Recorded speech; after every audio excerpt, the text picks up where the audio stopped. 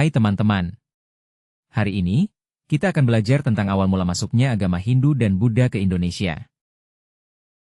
Perjalanan sejarah ini dimulai ribuan tahun yang lalu, saat Nusantara menjadi pusat perdagangan yang ramai di Asia Tenggara.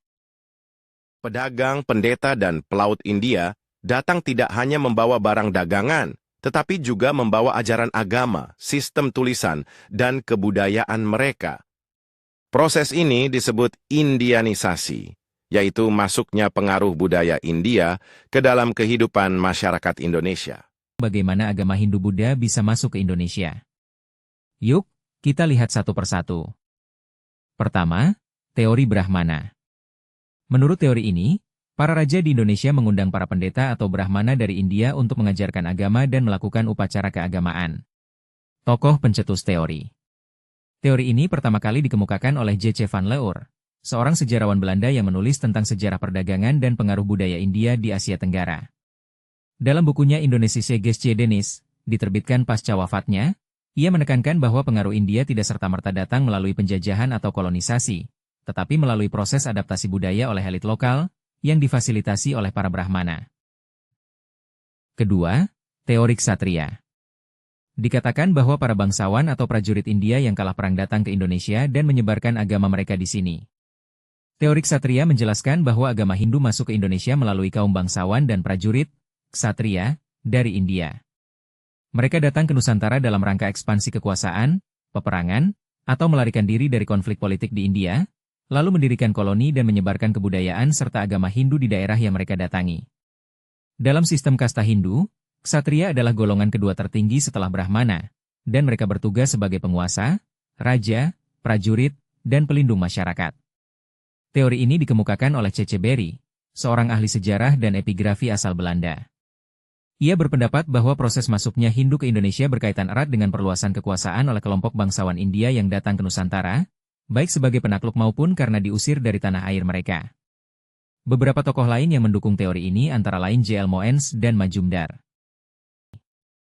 Ketiga, teori Waisya. Para pedagang India yang melakukan perdagangan di Indonesia juga memperkenalkan ajaran Hindu dan Buddha kepada masyarakat setempat. Teori Waisya menyatakan bahwa agama dan kebudayaan Hindu masuk ke Indonesia dibawa oleh kaum pedagang, Waisya, dari India. Dalam sistem kasta Hindu, Waisya adalah golongan ketiga setelah Brahmana dan Ksatria, dan mereka berperan dalam bidang ekonomi, seperti berdagang, bertani, dan beternak. Menurut teori ini, para pedagang India melakukan hubungan dagang dengan masyarakat di wilayah Nusantara sejak awal Masehi. Dalam proses perdagangan itu, mereka tidak hanya membawa barang dagangan, tetapi juga menyebarkan budaya, nilai-nilai, dan ajaran agama Hindu kepada penduduk lokal. Dikemukakan oleh Hendrik Krom, seorang arkeolog dan sejarawan Belanda yang banyak meneliti peninggalan arkeologi Hindu-Buddha di Indonesia. Ia berpendapat bahwa hubungan dagang antara India dan Indonesia menjadi saluran utama bagi masuknya pengaruh Hindu, karena para pedagang dari India sering menetap sementara atau bahkan tinggal secara permanen di pelabuhan-pelabuhan Nusantara, seperti di pesisir Sumatera, Jawa, dan Kalimantan. Dan terakhir, teori arus balik. Menurut teori ini, masyarakat Indonesia belajar agama di India, lalu kembali ke tanah air dan menyebarkan ajaran yang mereka pelajari. Tahukah kamu? Tidak semua ajaran Hindu-Buddha di Indonesia berasal dari kedatangan orang India. Menurut teori arus balik, justru masyarakat Indonesia sendirilah yang pergi ke India untuk belajar.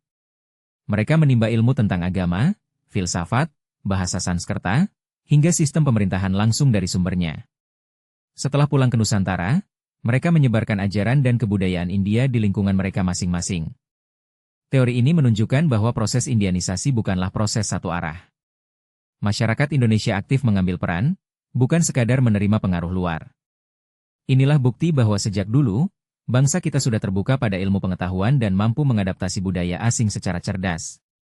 Teori ini dicetuskan oleh F.D.K. Bosch, seorang arkeolog dan ahli epigrafi berkebangsaan Belanda yang banyak meneliti peninggalan Hindu-Buddha di Indonesia. Bosch menyampaikan bahwa masyarakat Indonesia tidak hanya menerima pengaruh India, tetapi secara aktif mengadopsi dan mengadaptasi kebudayaan tersebut melalui studi langsung di India. Ia menolak pandangan bahwa kebudayaan India masuk karena penjajahan atau dominasi bangsa asing. Bukti masuknya agama Hindu-Buddha bisa kita lihat dari peninggalan sejarah, seperti Prasasti Upadikutai, yang menandai kerajaan Hindu pertama di Indonesia, lalu Tarumanegara di Jawa Barat, dan Sriwijaya, kerajaan Buddha besar dari Sumatera. Agama Hindu-Buddha memengaruhi banyak hal, dari sistem pemerintahan, sastra, bahasa Sanskerta, sampai bangunan megah seperti Candi Prambanan dan Borobudur. Jadi, masuknya Hindu dan Buddha ke Indonesia adalah contoh bagaimana hubungan antar bangsa bisa membawa pengaruh besar bagi kebudayaan. Bukan melalui penjajahan, tapi lewat pertukaran ilmu dan budaya. Terima kasih sudah belajar bersama. Sampai jumpa di pelajaran sejarah berikutnya. Jangan lupa catat, dan semangat terus belajar, ya.